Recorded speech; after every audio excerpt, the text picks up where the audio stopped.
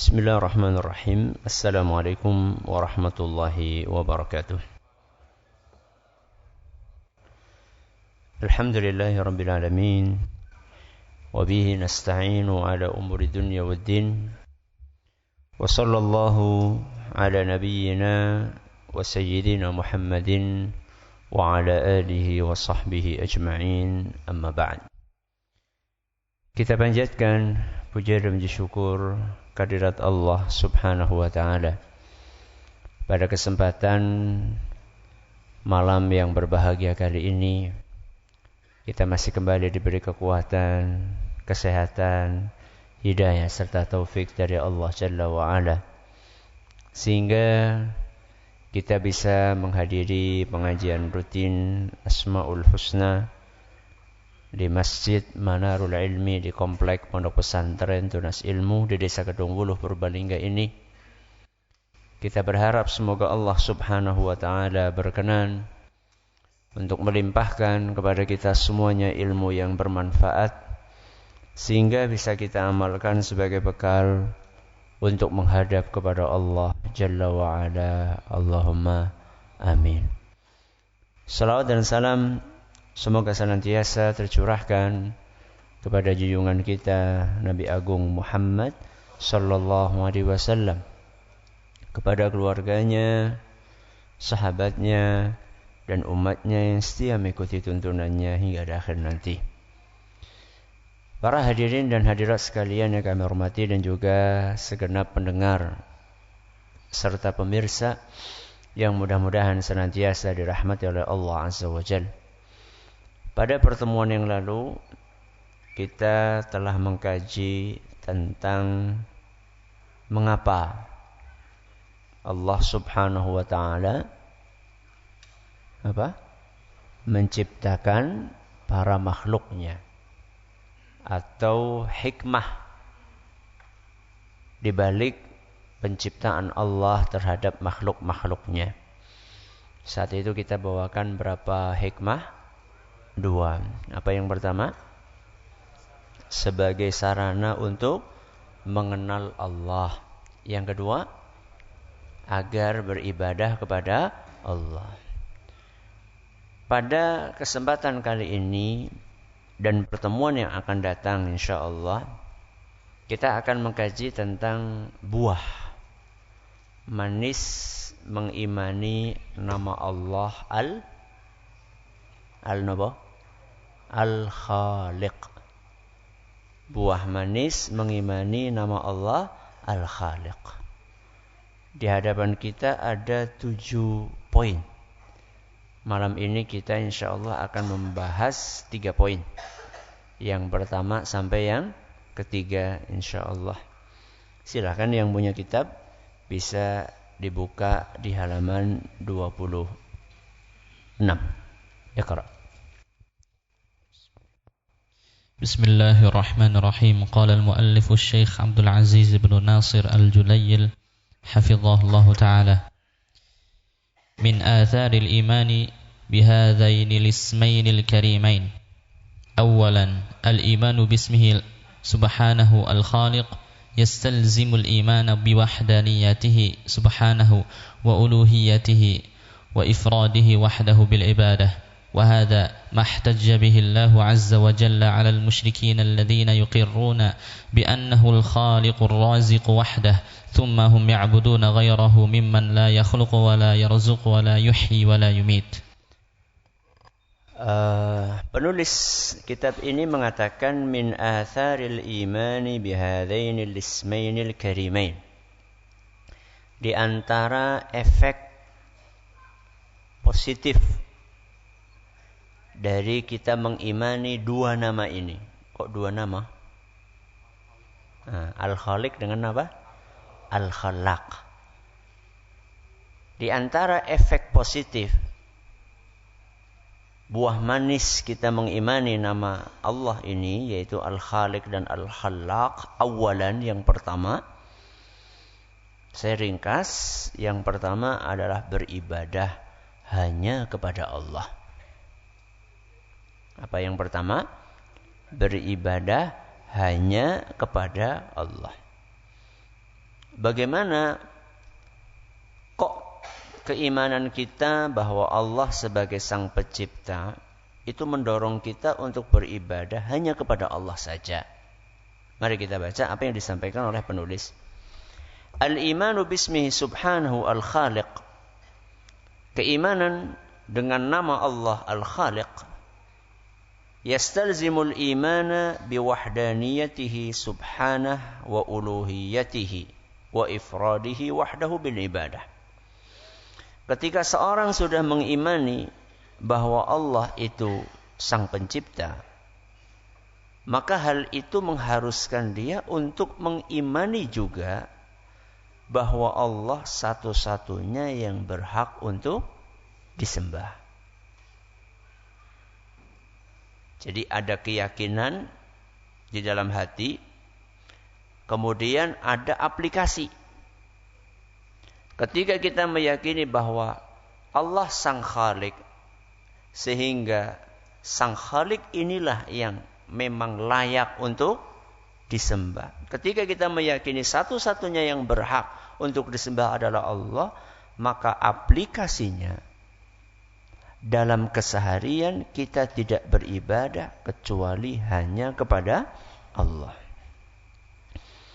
Baik itu ibadah yang sifatnya lisan maupun ibadah yang sifatnya perbuatan ataupun ibadah yang sifatnya keyakinan. Ada berapa berarti? Ada 3. Yang pertama ibadah yang sifatnya apa? Lisan. Yang kedua? Perbuatan. Yang ketiga? Keyakinan. Seluruh jenis ibadah ini harus kita persembahkan untuk Allah saja. Tidak boleh kita mendua. Mendua Ustaz, masa roleh Ustaz? Mendua sing disit. Nek mendua poligami ya di semangat temen. Boleh, asal memenuhi syarat. Orang memenuhi syarat berarti ya nggak boleh. Syarat dan ketentuan berlaku. Yang jelas-jelas nggak boleh itu adalah mendua dalam ibadah. Mendua dalam ibadah itu maksudnya bagaimana Ustaz? Ya beribadah kepada Allah, tapi juga beribadah kepada selain Allah. Itu namanya mendua dalam beribadah. Seluruh ibadah yang kita lakukan, entah itu ibadah lisan, entah itu ibadah perbuatan, entah itu ibadah keyakinan. Lisan itu ya di lisan, perbuatan ya anggota tubuh, keyakinan ya di hati. Seluruh ibadah ini hanya boleh dipersembahkan kepada Allah saja. Mari kita kasih contoh satu-satu. Pertama ibadah lisan. Apa contohnya ibadah lisan? Yang paling mudah adalah doa. Kenapa? Doa. Bahkan Rasulullah SAW menyatakan ad-du'a'u huwal ibadah. Doa itu adalah ibadah. Maka ketika kita tahu bahwa satu-satunya yang layak untuk kita sembah dan kita ibadahi adalah Allah, maka kalau kita pengen berdoa, berdoanya ya hanya kepada Allah. Itu namanya tauhid. Tidak boleh kita berdoa kepada selain Allah. Kenapa? Karena selain Allah bukan pencipta. Yang namanya Khalik itu cuma siapa? Allah. Selain Allah bukan Khalik. Kalau bukan Khalik tidak boleh disembah. Makanya coba perhatikan ketika kita membaca surat Al-Fatihah. Di antara ayat-ayat yang ada di belakang apa? Iyyaka na'budu. Terus wa iyyaka nasta'in. Iyyaka na'budu. Hanya kepadamu kami beribadah. Hanya kepadamu. Mu niku sinten? Allah. hanya kepadamu kami beribadah.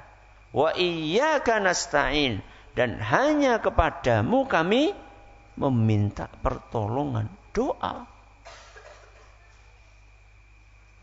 Jadi kalau misalnya pengen punya anak itu bukan minta ke kuburan. Mintanya kepada siapa? Allah. Pengen dagangannya laris itu bukan mintanya ke dukun. Wong dukune bekere, jaluke kon sugih. Kan aneh bin aja. Nek dukune sugih pripun Ustaz? Ya pada bayar oleh. Wong doa itu hanya tertuju kepada siapa? Allah kok. Wa iyyaka nasta'in. Itu ibadah yang sifatnya lisan. Apalagi tadi? Perbuatan. Ibadah yang sifatnya perbuatan itu contohnya sujud. Contohnya ruku. Ya. Makanya jelas sekali di dalam agama kita Rasulullah sallallahu alaihi wasallam bersabda, "Lau amartu li ahadin an yasjuda li ahadin la amartul mar'ata an tasjuda li zawjiha."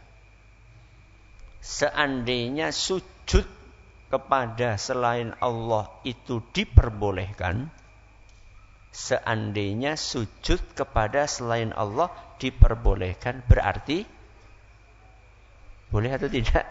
Tidak boleh. Seandainya sujud kepada selain Allah diperbolehkan, maka aku akan perintahkan istri untuk sujud kepada suami. Andaikan diperbolehkan.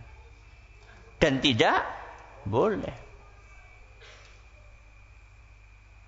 Makanya dulu pas zamannya Jepang nih, kan ada namanya apa ya, penghormatan dengan cara ruku, apa sih istilahnya? Karei apa gitulah, pokoknya gitu-gitulah. Ya. Hei ho apa orang ngerti lah aku. Ya. Pokoknya penghormatan kepada kaisar dengan cara apa? Ruku, bukan sujud, ruku. Ya. Itu para ulama kita dahulu di zaman itu enggak mau mereka. Ya. Karena mereka tahu, ya, ruku itu adalah ibadah. Dan ibadah itu tidak boleh dipersembahkan kecuali hanya kepada Allah. Contoh, tadi kan contoh ibadah perbuatan, ruku, sujud. Contoh ibadah berupa perbuatan menyembelih. Ini kan perbuatan. Kita gerakkan tangan kita untuk nopo? Memegang pisau, menyembelih hewan. Itu juga ibadah yang sifatnya perbuatan, walaupun di situ juga ada unsur harta. Itu juga kalau kita menyembelih, itu kan bacaannya nopo? Bismillah, Allahu Akbar. Bismillah, dengan menyebut nama Allah. Enggak boleh Bismi Nyi Roro Kidul niku mboten pareng.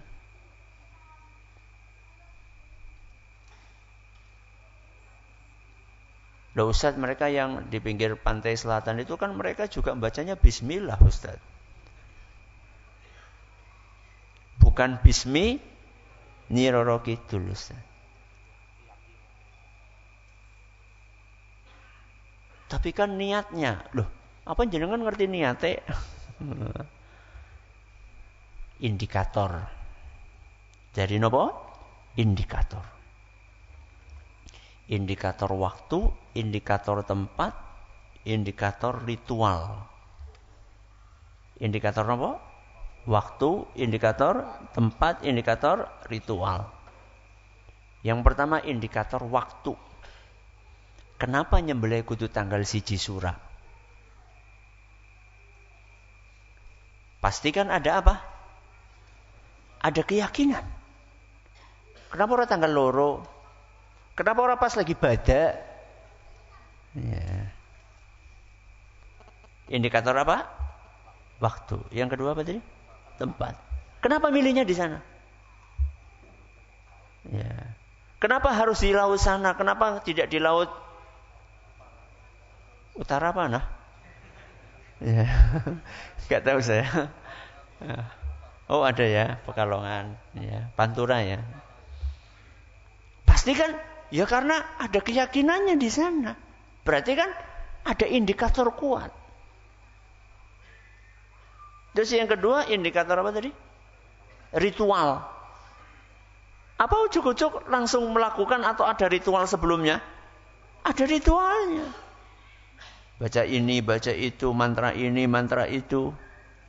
Ya.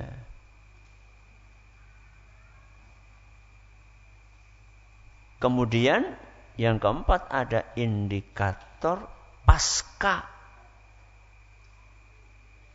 ritual tersebut. Ya. Begitu mereka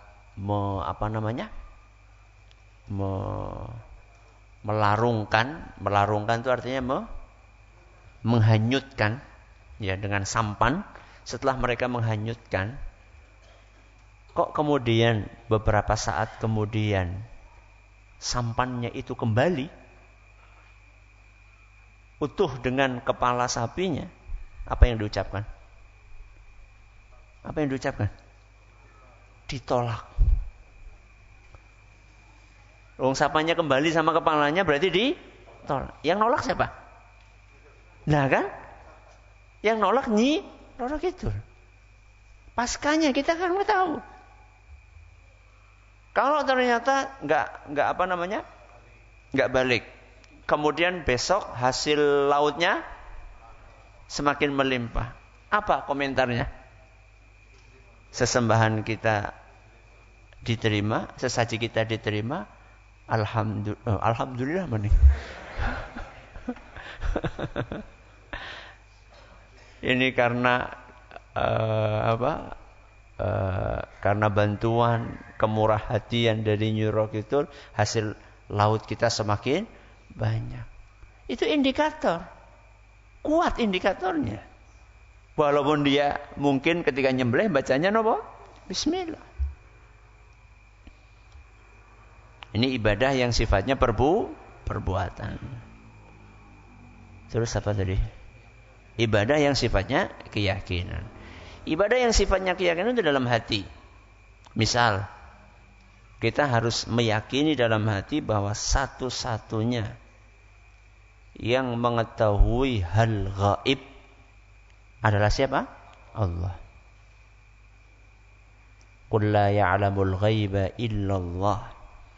Katakanlah tidak ada yang tahu hal gaib kecuali hanya Allah saja. Itu keyakinan. Nah, ketika keyakinan ini dinodai dengan meyakini ada selain Allah yang tahu hal gaib, berarti kita telah mempersembahkan ibadah berupa keyakinan dalam hati kepada selain Allah. Contoh misalnya, wah kian sing ilang, ayo ngene bae. Ya. Ya. Kemudian diterawang gitu ya. Ya. Oke, sing nyolong rambutnya ireng, kabeh-kabeh rambutnya ireng. Kupingnya loro. Ya. Masya Allah. Kemudian apa kata penulis di sini? وهذا ما احتج به الله على المشركين الذين يقرون بأنه الخالق الرازق وحده ثم هم يعبدون غيره ممن لا يخلق ولا يرزق ولا يحيي ولا يميت. Dan inilah argumen yang Allah sampaikan kepada kaum musyrikin. Jadi kaum musyrikin di zaman Nabi SAW, mereka itu tahu dan mengakui bahwa sang pencipta adalah siapa? Allah. Mereka ngaku itu. Ar-Raziq. Apa Ar-Raziq? Yang memberi rezeki adalah Allah. Mereka ngaku itu. Tapi anehnya, pengakuan mereka bahwa pencipta alam semesta adalah Allah, pemberi rezeki adalah Allah, pengakuan mereka ini kemudian tidak mendorong mereka untuk beribadah hanya kepada Allah saja. Maka di dalam Al-Quran Allah subhanahu wa ta'ala dalam banyak ayat itu mencela kaum musyrikin. Kalian itu sudah tahu pencipta Allah. Kalian sudah tahu pemberi rezeki Allah. Kenapa kok kalian beribadah kepada yang tidak menciptakan dan tidak memberi rezeki? Sinten? Ya Lata, ya Uzza, ya Manat. Mereka kan patung-patung yang tidak bisa ngasih rezeki. Ya. Boro-boro menciptakan, ngasih rezeki aja gak bisa kok. Contoh nih, saya bacakan ayatnya. Allah sampaikan dalam surat Al-Ankabut. Surat apa? Al-Ankabut ayat 61. Ini supaya kita tidak dikatakan ngarang, ya, bahwa kaum musyrikin itu yakin pencipta Allah, pemberi rezeki Allah. Jadi kita enggak ngarang, enggak. Ini Allah yang cerita. Allah yang cerita bahwa kaum musyrikin itu mereka mengakui pencipta alam semesta adalah Allah. Allah berfirman surat apa? Al-Ankabut ayat 61. Wala in sa'altahum, seandainya engkau bertanya kepada mereka. Engkau di sini sinten? Wala in sa'altahum, seandainya engkau bertanya kepada mereka. Engkau niku sinten? Nabi kita Muhammad SAW. Mereka kaum musyrikin Quraisy. Seandainya engkau bertanya kepada mereka, man khalaqas samawati wal ard, siapakah yang menciptakan langit dan bumi? Wa sakhkhara syamsa wal qamar, dan yang membikin matahari dan bulan bisa berjalan. Seandainya engkau tanyai mereka dengan pertanyaan ini, la yaqulunna Allah, pasti mereka akan menjawab Allah. Di sini Allah mengatakan la yaqulunna.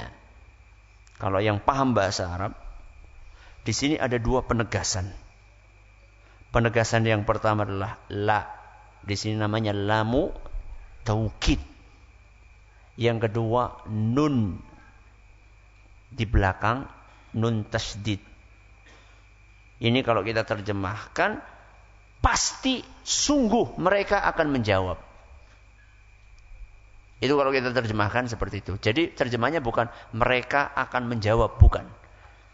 Pasti sungguh mereka akan menjawab.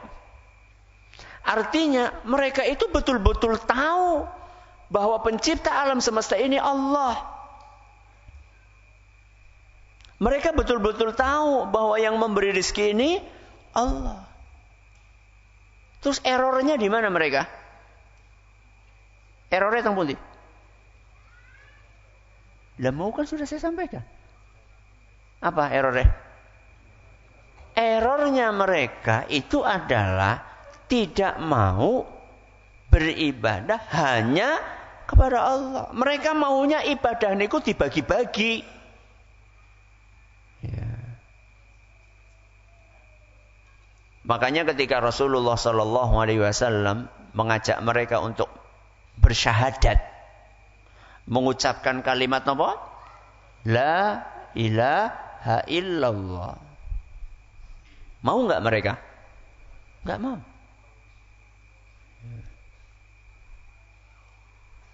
Enggak mau karena enggak bisa atau karena apa? Mereka kira-kira bisa enggak? Mau ngarap kok. Wong Arab asli nganggo sot. Nek dhewe kan anu Arab pati genah. Arab pegon gitu nih. Mereka orang Arab asli bisa ngomong la ilaha illallah, gampang buat mereka, tapi enggak mau. Ya. Ketika Nabi SAW mengajak mereka, qulu la ilaha illallah. Ayo ucapkan la ilaha illallah. Enggak mau mereka. Kenapa? Karena mereka tahu konsekuensinya. Kalau sampai mengucapkan la ilaha illallah, maka konsekuensinya apa? Meninggalkan ibadah kepada selain Allah semuanya. Makanya Allah rekam ucapan mereka di dalam Al-Quran dalam ayat yang lain. Ketika diajak oleh Nabi SAW untuk mengucapkan la ilaha illallah, apa kata mereka? Aja'alal alihata ilahan wahida. Apakah Muhammad ini pengen menjadikan sesembahan itu cuma satu? Jadi selama ini mereka itu sembahannya dua. Akeh banget. Wong sekeliling Ka'bah ada berapa? 360. Bayangan gue. Itu yang ada di sekeliling Ka'bah loh. Belum yang di RT. Belum yang di RW. Belum yang di rumah masing-masing. Ustaz apa anak RT RW? Ya bahasanya nyong bae. Maksudnya di kampung mereka masing-masing ini ada. Yang di Ka'bah ada, yang di kampung ada, yang di rumah ada. Berarti kalau di total itu berapa sesembahannya? Mereka selama ini merasa nyaman, merasa familiar dengan banyaknya sesembahan. Maka begitu Nabi kita SAW mengajak untuk menyembah hanya kepada Allah, mereka komentarnya, aja'alal alihata ilahan wahida. Apakah Muhammad ini pengen menjadikan sesembahan cuma satu? Inna hadza la syai'un ujab. Ini sesuatu yang aneh bin ajaib. Lo bayangkan sing aneh sih siapa? Ya. Yang aneh mereka, tapi mereka menuduh siapa? Nabi kita Muhammad SAW yang aneh. Kan di zaman ini juga kayak gitu. Kita ngajak orang untuk bertauhid, berdoalah hanya kepada Allah, beribadah hanya kepada Allah, menyembelihlah hanya kepada Allah. Oke, wong aneh temen kayak. Subhanallah. Ya. Sejarah selalu napa? Berulang. Jas merah. Jangan sampai melupakan sejarah. Kenapa? Karena sejarah akan terulang. Sejarah akan terulang. Ketika kita ngajak orang, Pak, ayo berdoa kepada Allah, bukan kepada kuburan. Nanti komentarnya aneh. Wong ziarah kubur kok nggak boleh tuh kan? Itu kan memanipulasi kan? Siapa yang larang ziarah kubur? Kita itu mengajak ziarah kubur, tapi doanya bukan kepada ahli kubur. Doanya kepada sinten? Allah. Jadi jangan kemudian dimanipulasi. Nggak boleh ziarah kubur. Yang ngelarang ziarah kubur itu siapa? Wong kita juga ziarah kubur. Kita ini lagi mengajarkan, lagi mengarahkan supaya ziarah kubur yang benar. Doanya adalah Allahumma ighfir lahu warhamhu wa'afihi wa'fu anhu. Assalamualaikum ahlad diyar minal mu'minina wal muslimin wa inna insyaallah bikum lahiqun. As'alullaha.